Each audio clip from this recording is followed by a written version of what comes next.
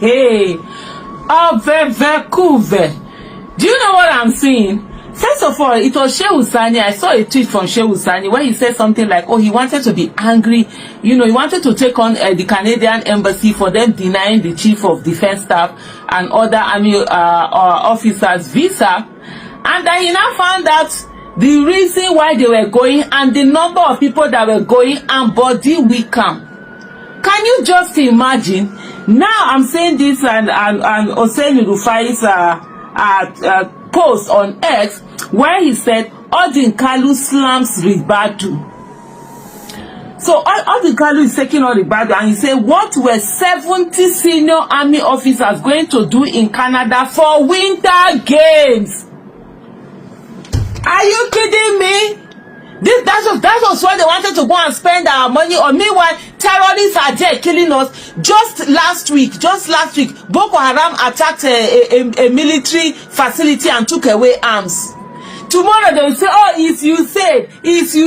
We will not face our problem. We will not face the people that are destroying our country within us, amongst us. We'll be looking for everybody to blame better ourselves. A whole war that is going on. Look at insecurity everywhere. Today again, a report has come out. This thing has mistakenly, they call it mistakenly because I don't think these are mistakes anymore, bombed another town. The Air Force have bombed, and Nigeria Air Force has bombed another town. All of this happening. And then you are packing you people's two left legs. Hey, and going all the way to Kugwa for winter game. When he said that, he was saying that they're going to give award to some veterans. I like, even my husband when I told him, man, like, when does the Nigeria do war? Which veterans are they talking about? Is it the ones that since which war? Or what is it? I was thinking that, like, okay, even you will see that the people that are actually supposed to be rewarded, it shouldn't even be the this thing. Even all the veterans, you ask them to go and collect this reward. But I even say that, why do they have to go to Canada to receive the reward? Can't they from the embassy give them the award or whatever? I'd say reward, award that they're supposed to get or whatever it is, only to find out that now it says former chairman of the National Human Rights Commission, Professor Chidi Odinkalu, criticized Nigeria's Chief of Defense Staff, General Christopher Musa, and other senior military officers after they were denied visas by the Canadian Embassy. Odinkalu remarked that the Chief of Defense Staff and top officers who are outraged about being denied visas to attend the Invictus Winter Game should be ashamed of themselves. So it's Invictus Winter Game. This game that is done by what's his name? Is it Prince Harry? I'm always missing their name, Prince Harry or Prince William. I think it's Prince Harry, the one that is married to Meghan Markle. I hope I got that right. The American, the American.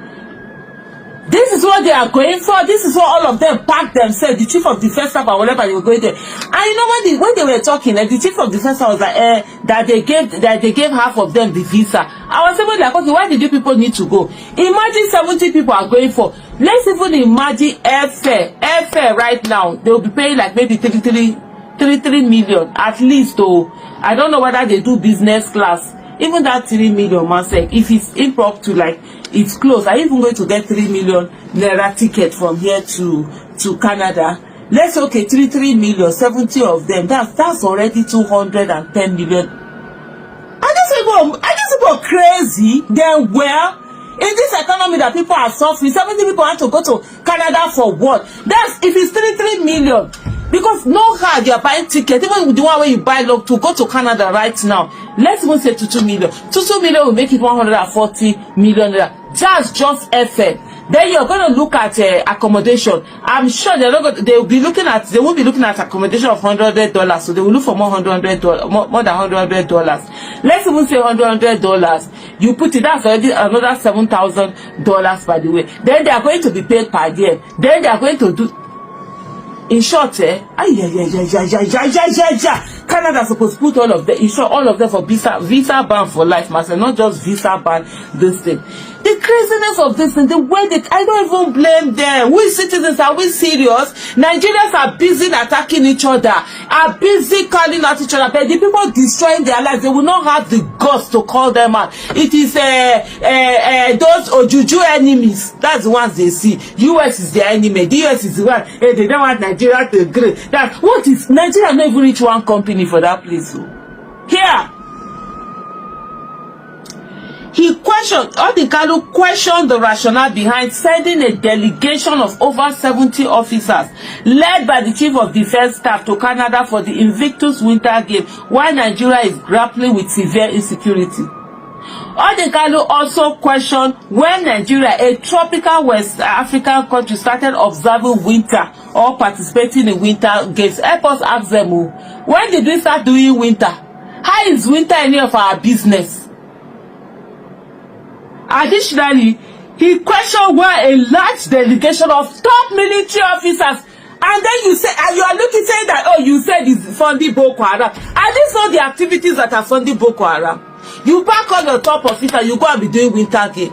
In the winter, maybe that was why these people even started carrying arms. They got the memo that all the officers are going to be away. So the attack and this increased the attack. Because in recent days, really, Boko Haram has increased the attacks.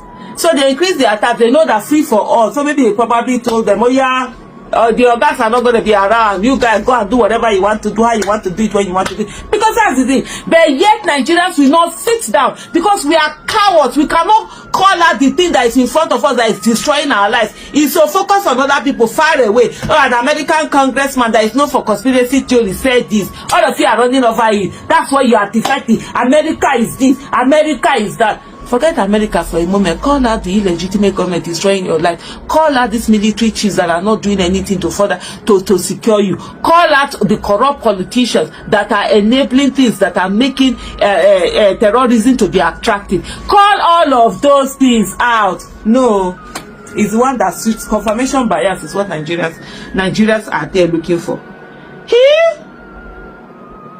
Additionally, he questioned why a large delegation of top military officers led by Chief of Defense Staff applies for visa for this trip without the knowledge of Ministry of Foreign Affairs. Because I also saw another tweet that someone had did. That was the same thing they always say. They say, why would they go on this without the Ministry of Foreign Affairs, being aware of this? According to him, instead of admitting a significant mistake and apologizing, Nigeria has what is described as a disgraceful lineup of senior cabinet members led by the National Security Advisor. That National Security Advisor is just an apology. He was much shouting, oh, they can get to hell. They don't need to be in hell. You have already occupied the hell now. We're not in hell in Nigeria. Where we be? Kai! Oh, they won't go Canada. These guys applied for Canadian visa. Some soldiers, some of their contingent, then the service chiefs, Baba, they were going to Canada to go and celebrate the injured soldiers in Nigeria. The soldiers that they are not paying well, soldiers they are paying 50,000, 60,000 naira minimum wage. There is no real better welfare or what have you for these soldiers. No. These guys were going to Canada to go and participate in a celebration put together by this agency or what have you, right? And they want to go and do Nigerian soldiers' remembrance and celebrate them in Canada. And they were going to actually spend hundreds of millions of naira. So they then got denied. Not all of them. Some of them actually got their own visas approved. But you see all those senior officers like the service chief, the service chiefs like these CDS, Musa, and others, they got theirs denied. And that has triggered an endless raging, ranting from the Tifumbu's illegitimate regime in Abuja, starting with Ribadombu. It was actually the Ribadom that got really mad. Musa himself said, well, maybe it's a blessing in disguise. Like, he didn't have to go anyway, but I'll stay in Nigeria and celebrate the soldiers here. But Ribadom and that thief, Olubumi Ojo, they have been all over the media, threatening the Canadian embassy. This is embarrassing. How could you deny us visa?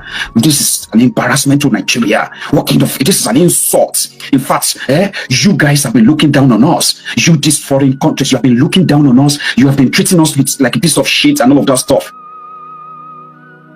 That you want to go to Canada to spend millions of your Nigerian money to go and celebrate the underpaid, poorly paid Nigerian soldiers in Canada. That's ridiculous on its own. But people have been trying to dig into why were they denied.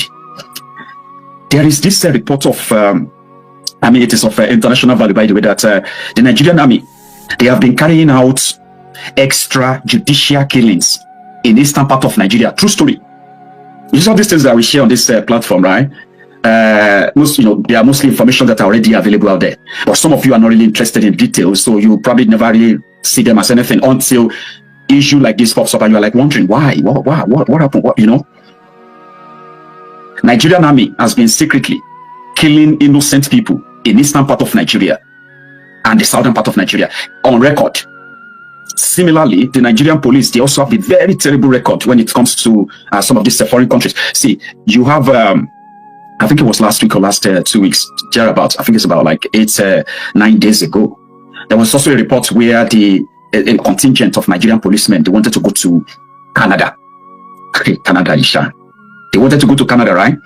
And they were denied visa too. This one was pretty much clear. They said Nigerian police has a reputation for corruption as well as human rights abuses. And there is no point in bringing them to Canada. That's what they said. They denied them. Even though on this particular one, or this CDS, Musa and others, in their own right, they did not categorically state that it is because of the human rights abuses associated with these guys. But that's a true story. In Nigeria, they have been telling you that the innocent people that they are harassing and even killing in eastern part of Nigeria, they are IPOB members. You have been hearing that, right? But the truth of the matter is that established fact shows that, you see, majority of those they have brutalized, illegally imprisoned in eastern part of Nigeria, these are like ordinary common people who have nothing to do with any act of criminality, but because to cover their track and the continuation of the ethnic cleansing, which some of you love to deny, by the way. You do love to deny. Nigeria is a place where people they won't believe something is really happening except when it happens to them. Do you get that now? As we say not even like, I think it's an African proverb, right? That says that when you carry somebody else's corpse, it just feels like a log of wood. But when you carry somebody you love, your own loved ones, like the corpse of your loved one, it becomes so heavy, like you are pretty much like carrying a sack of wool. That's exactly what it is to some of our people in Nigeria. When people are targeted by the criminal rogue government and their agents in Nigeria, people will be asking you, well, what did you do? What did you do? So the act of saying, you have a democracy and therefore everybody's right is enshrined in your democratic whatever nonsense, right? It's just in the figment of your own imagination. So this brutality, these human rights abuses, all these extrajudicial killings and what have you, right? Once in a while, you see, these foreign embassies do kind of like act on them. But Canadian embassy says they are not going to tell us why they denied them this. So in one of their reactions, right? I think I even have I have a clip of Musa, and I think that was Musa reacting to it. Let me show you. There's an event to honor our veterans, those that were injured during battle. Remember last year the Duke of Sussex visited Nigeria with his wife. Through the Invictus, they have a foundation that they try to raise the morale of troops all over the world that have suffered one form of deformity or the other in the course of defending their individual country. So we're supposed to be there. And actually, half of my team have already gone, but unfortunately, the Canadian embassy, for knowledge best known to them, denied us visa. So I wasn't sure, and so I wanted to be silent about it. But when we couldn't get the visa, I said, this is blessing in disguise. So I'm really very happy to be here. And I think this is just a clear reminder to us that we're on our own, that we need to stand strong as a nation, so that nobody takes us for granted. We could imagine we were invited for the event with our team. Our team, half have gone, half have been denied. So the competition is ongoing with half players there and half back here. It's really very disappointing. But we thank God for everything. So it is with great honor and a deep sense of responsibility that I stand before you to give the opening remarks as chairman for this historic maiden annual lecture of the Alumni Association of the National Institute for Security Studies. Let me begin by commending the leadership and members of the Alumni Association for organizing this event, which serves as a platform for critical discourse on issues of national and global security.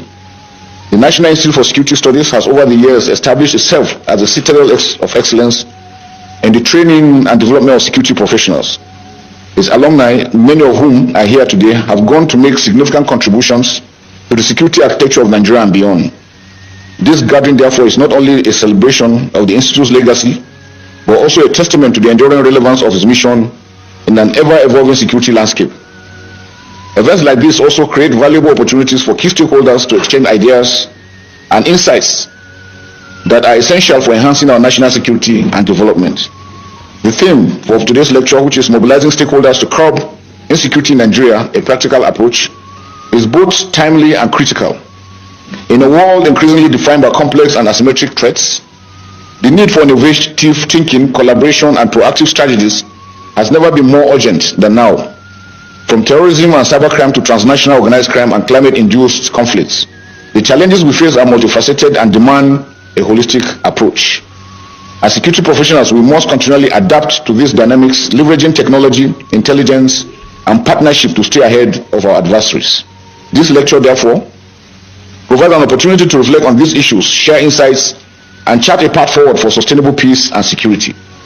It also highlights the importance of a comprehensive, all-encompassing government, whole of government, and whole of society approach to addressing insecurity, as there is no individual, no organization can do it alone. The challenges we're facing is a Nigerian challenge, and all Nigerians must come on deck to ensure that we tackle this insecurity. I'm therefore optimistic that this forum will delve into actionable strategies for mobilizing and collaboration, stressing the significance for practical collective action and shared responsibility. The Alumni Association of the National Institute for Security Studies has a unique role to play in shaping the future of security in Nigeria. As a network of seasoned professionals, you possess the knowledge, experience, and influence to drive meaningful change. I therefore urge you to use this platform not only to exchange ideas, but also to foster collaboration across agencies and institutions. Together we can build a safer and more secure Nigeria. Let me conclude by challenging all of us to rise to the occasion. The security of our nation is a collective responsibility, and each of us has a role to play. As we deliberate today, let us remember that the solution we seek must be practical, inclusive, and sustainable. Let us also remember the sacrifices of those who have paid the ultimate price in the line of duty, and let their memory inspire us to redouble our efforts. Finally, I would like to appreciate our special guest of honor, National Security Advisor, who has given us a wonderful platform for us to work together in unity. We say thank you, sir.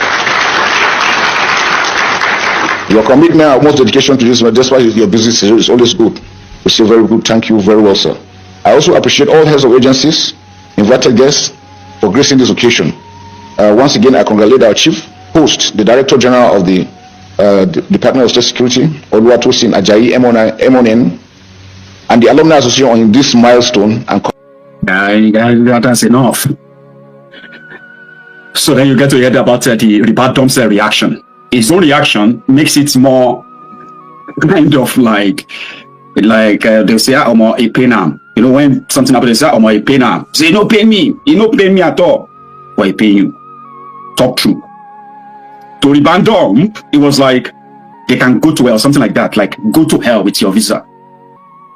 The world will not respect you, okay? Simply because you have this bigger population, as some of them will kind of like brag. The world will not respect you if you go about, treating your people, your citizens like a piece of shit, right? The world will not respect you if you go all over the place with a bowl in your hand, like beggy. With the APC, Nigeria is living on what is called the old glory. And the more APC is in charge of that contraption, the more whatever glory that Nigeria ever enjoyed, the more it will be eroded. So to Ribadom, it is an insult to not give visa to the chief of defense staff or chief of defense staff of Nigeria, and guess his usage of what? You go to hell. Listen to the animal. Thank you for the courage to say that Canada denied you. They can go to hell. Even though it's painful, it's disrespectful, but we are people. We are strong. And I agree with you. We have to fix our country. We have to do it well. Yes, this disrespect is too much. So, yet is another reason why we work hard to make Nigeria work and be respected. Thank you for the courage to say that Canada. Nuisance lele. Nuisance lele. Papa nuisance. Ribadombi is a criminal. I just want to be very